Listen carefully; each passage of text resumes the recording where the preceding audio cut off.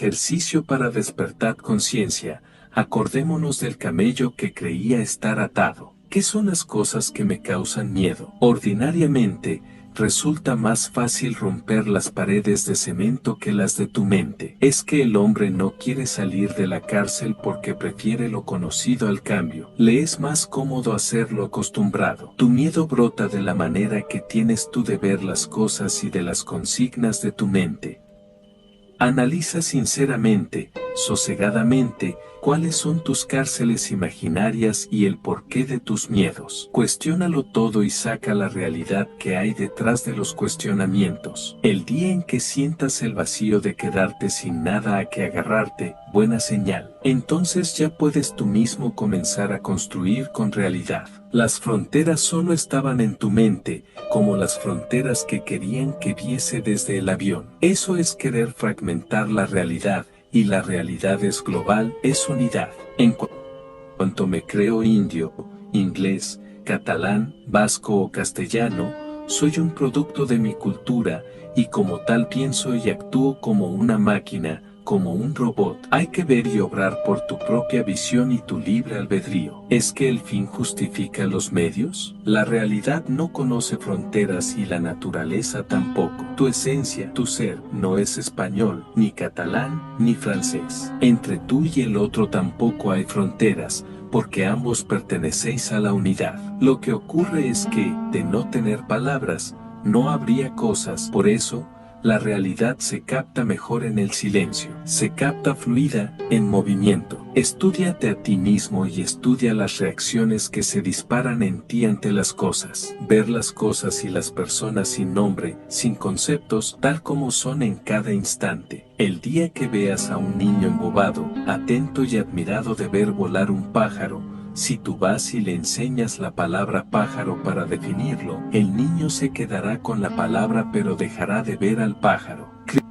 Krishnamurti dice, ¿veis cómo los niños ven a los pájaros admirados? Si les dices un nombre creerán que todos los pájaros son iguales, puesto que tienen el mismo nombre. Son los nombres los que fijan las cosas. Si no sabemos el nombre de una cosa nos sentimos desasosegados como si necesitásemos clasificarla. Hay que entender que los nombres se les pone a las cosas porque es necesario en la práctica, pero que es muy peligroso quedarnos en el nombre como en el concepto, porque es así como funciona la ciencia del bien y del mal, que clasifica sin profundizar. Hay que vomitar la ciencia del bien y del mal, como los místicos, para volver a entrar en el paraíso. Ejercicio: mirar todo lo que alcance vuestra vista sin poner ningún nombre. Pasar más allá del concepto y ver la realidad que hay detrás de cada cosa, sin fragmentación, englobado, tratando de descubrir la unidad.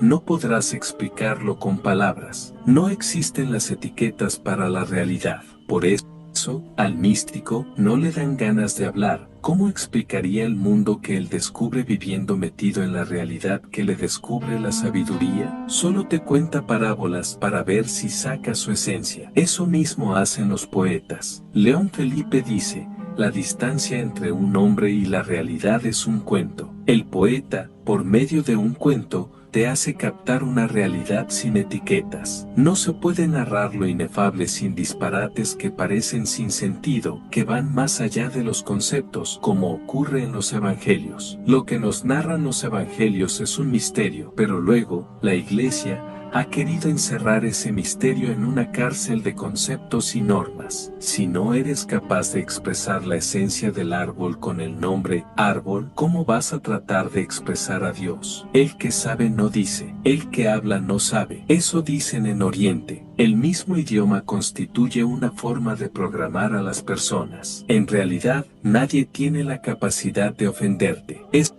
la forma en que yo interpreto el lenguaje lo que me ofende. Ocurre cuando yo relaciono esa palabra que has dicho con una imagen determinada o un concepto. Es la etiqueta que lleva colgada la palabra. Solo algo de la realidad queda desvelada por la palabra que empleamos continuamente, y con esa fracción nos movemos, sin indagar dónde queda lo demás. Hasta los científicos reconocen no conocer más que una parte pequeñísima de la realidad. Algo nos da a conocer el concepto y la palabra, pero el movimiento, la inmensidad, el no poder expresarla ni encajarla, ni definirla, eso lo tenemos que extorsionar cuando querernos expresarlo con palabras. El ciego, cuando le describen con palabras lo que es el color amarillo, no tiene ni la menor conciencia de cómo es ese color. Para comprender la realidad, el místico hace como el pájaro, no agarrarse a nada. La realidad no se deja encerrar en fórmulas. Todas las religiones creen o quieren tener la verdad, poseer toda la verdad.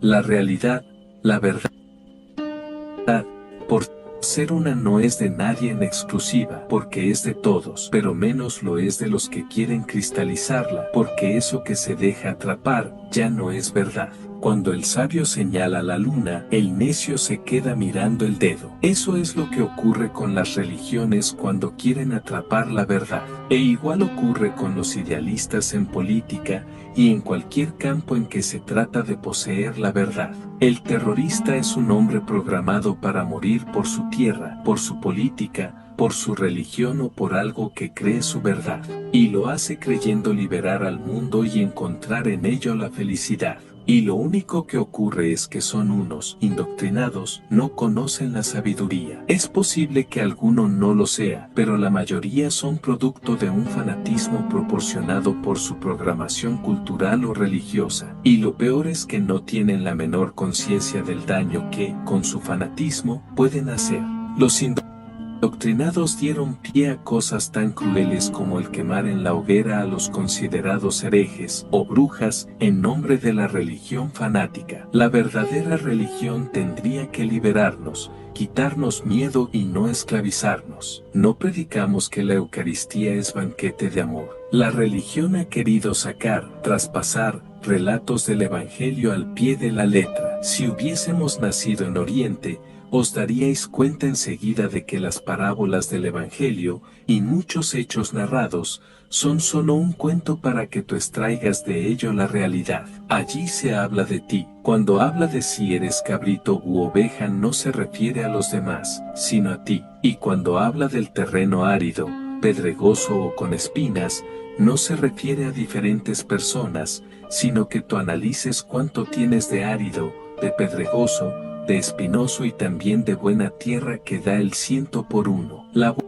buena nueva no está hablando de un mundo separado, sino de ti, y te anuncia que todo lo malo se destruirá y lo bueno aflorará. Pero si, en vez de esto, predicamos miedo y reglas terroríficas, ¿qué buena nueva es esa? Jesús trataba de liberar a la gente de la opresión. La mayoría de las personas religiosas son idólatras. Todas las cosas que se dicen de Dios, si las tomáramos al pie de la letra, ¿a dónde nos conducirían? ¿Qué tipo de Dios predicamos? Hay que tener cuidado, pues si no cuestionamos todo, fácilmente caeremos en esa idolatría. Dios es tan inefable que no se puede explicar. Dios es lo incomprensible, el misterio absoluto. Al olvidarnos nosotros de esto, formamos un ídolo de conceptos. Dios se manifiesta en la vida, y la vida, si la metemos en conceptos, tan misteriosa nos resulta como Dios. Solo podemos conocer la vida viviendo,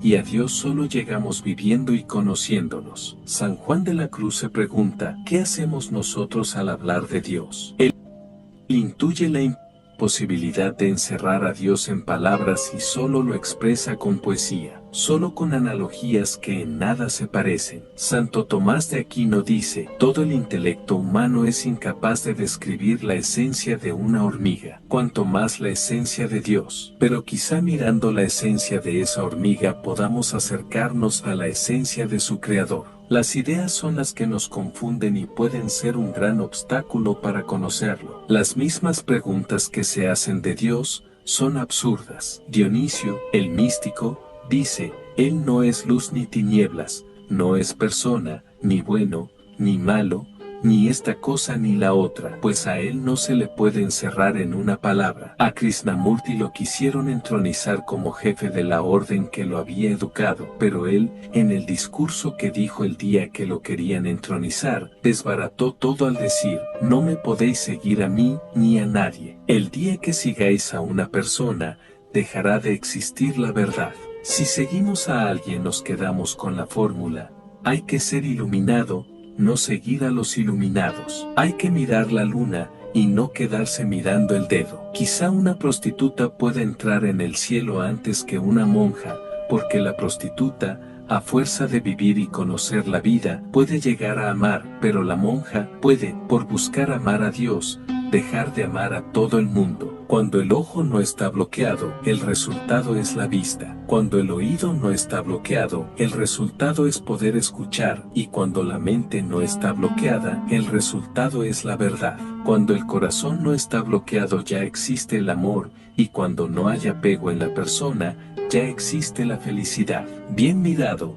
el ateo no existe, pues si no podemos concebir ni expresar a Dios, tampoco podemos negarlo. No se niega lo que no se conoce. Los ateos lo que niegan son los conceptos. La vida no tiene sentido para unos,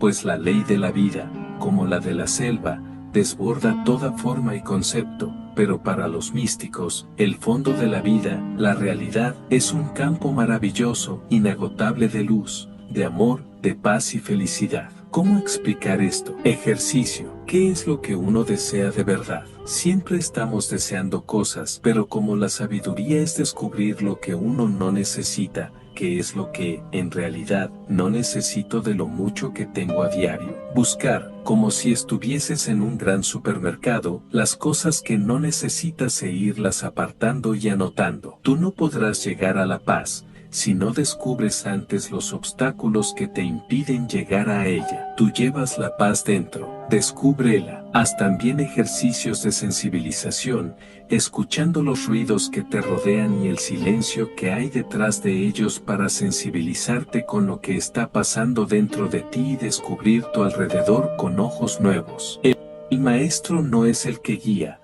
sino el que ayuda a que te descubras tú mismo y descubras, desde ti, la realidad. Él no puede definirla ni explicarla, sino ayudarte a sensibilizarte para que puedas percibirla por ti mismo.